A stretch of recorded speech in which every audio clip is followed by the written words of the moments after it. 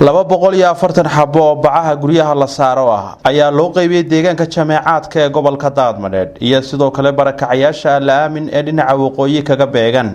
jaamacadda Burco ee gobolka Togdheer. Bacahana ayaa waxay ka soo gaareen dadka barakacayaasha ah jaaliyadaha ku dhaqan wadanka Ingiriiska ee Soomaalida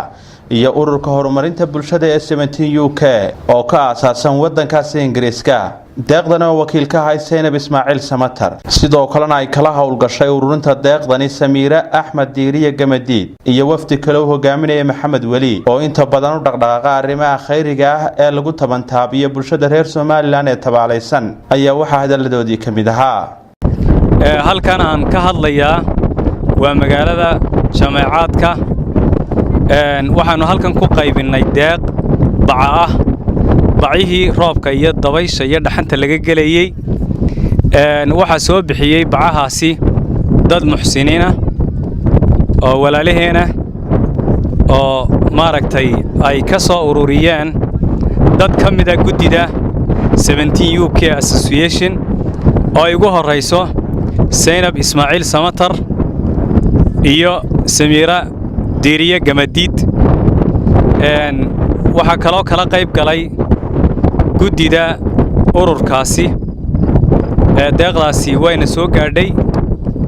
aad iyo aad baan ugu mahadnaqaynaa dadkaasi walaalaha Ingiriiska ku sugan dadkoodaasi u soo damqaday habeen iyo maalinna u taagan inay dadkooda caawiyaan waxaan leenahay barakallahu fiikum wajazaakumullahu khayran marka saddexaadkii uu noo keenay bacihii laga geliyay roobka marka aad iyo aad baan u hambaleynaynaa dadkaas oo UK jooga oo Seynab Ismaaciil Samatar ka wakiil tahay oo imikana wax nala joogta oo imikana ku rajo weyn haday noqoto inay wax ka badan dadka u keento barnaamijin ilaahay baa mahad leh halkan aanu ka hadlaynaa waa meesha la yiraahdo jameecaadka dadka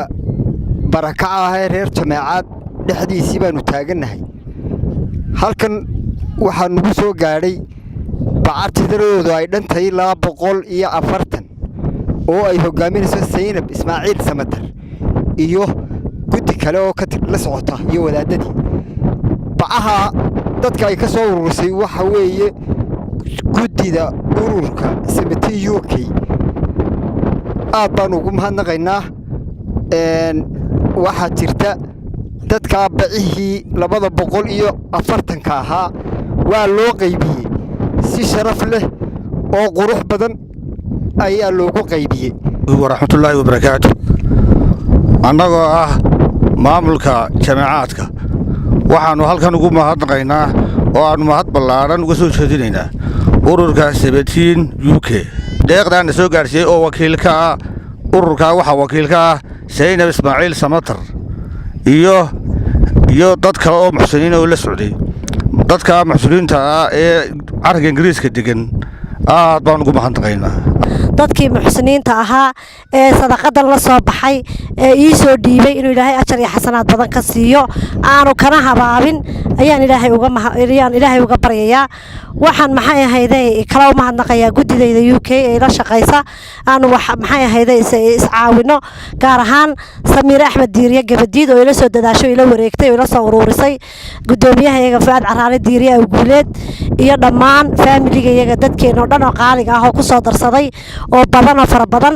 oo dadkii halkan idinku yimi qaar ka mid yihiin sida Maxamed Xasan Jaamac Cabdi Xasan Jaamac ina cigaal kaatun Cabdirasaaq cigaal kaatun maxay ahayday munakayse kaltuun jirde dadka family-geena kaga jira aad baan ugu wada mahadnaqayaa Ilaahay ajar iyo xasanaad aan la koobi karin ha uga dhigo Ilaahayna sadaqadan ka habaabin ha uga dhigo idinkana Ilaahay waxa idinku anfaco mid khayr qabtay tii ugu dambeysayna Ilaahay idinkaba dhigo tukalana Ilaahay insha Allah haduu Ilaahay qadaro inaan waan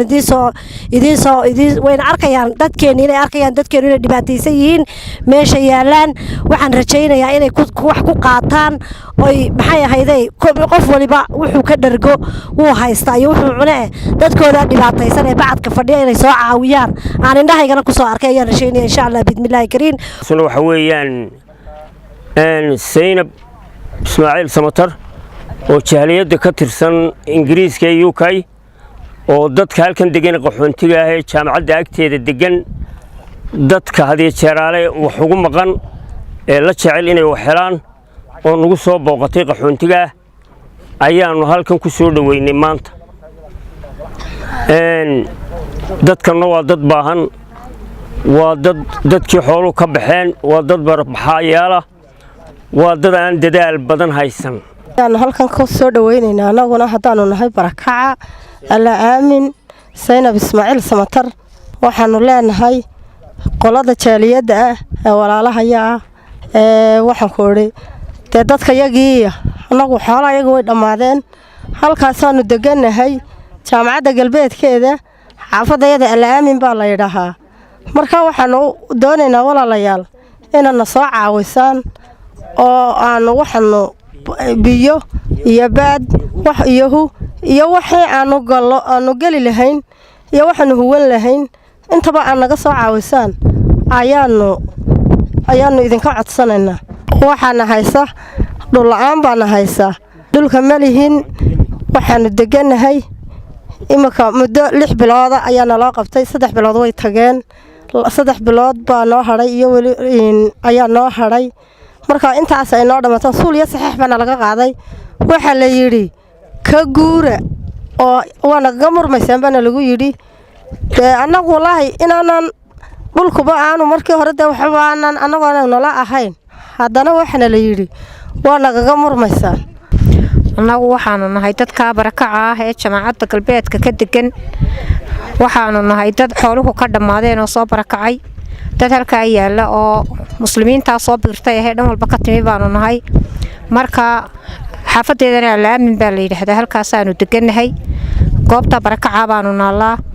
dadka wixii dal iyo dibadba ku maqan dad aan waxba haysan oo baahan baanu nahay wax kastaba adeedo kuwii hore yiraahdeen haddana wax kastaba waanu ka baahanahay huga haday tahay hoyga haday tahay biyaha haday tahay baadka haday tahay wax kasta waanu ka baahanahay ilaa dhulka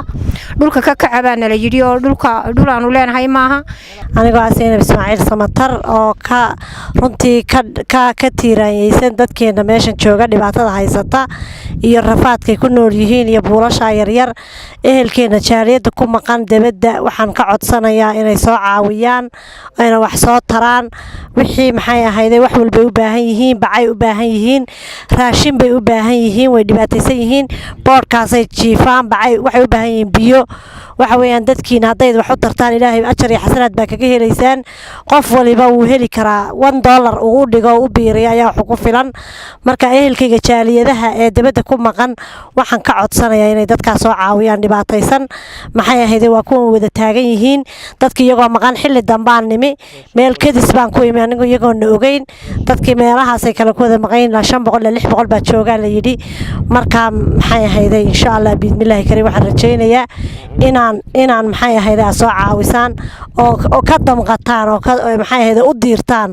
oo maxay ahaydee soo caawisaan assalaamu calaykum waraxmatullaahi wabarakaatuh waxaana soo dhaweeyay uu ku mahadsan yahay gudoomiyaha xaafadan ka mas'uulka adeerkeena qaaliga Muuse Nuur Faande ayaa maxay ahaydee aanu soo raacnay magaalada ka soo raacnay ku soo aragnay isagaana keenay meeshan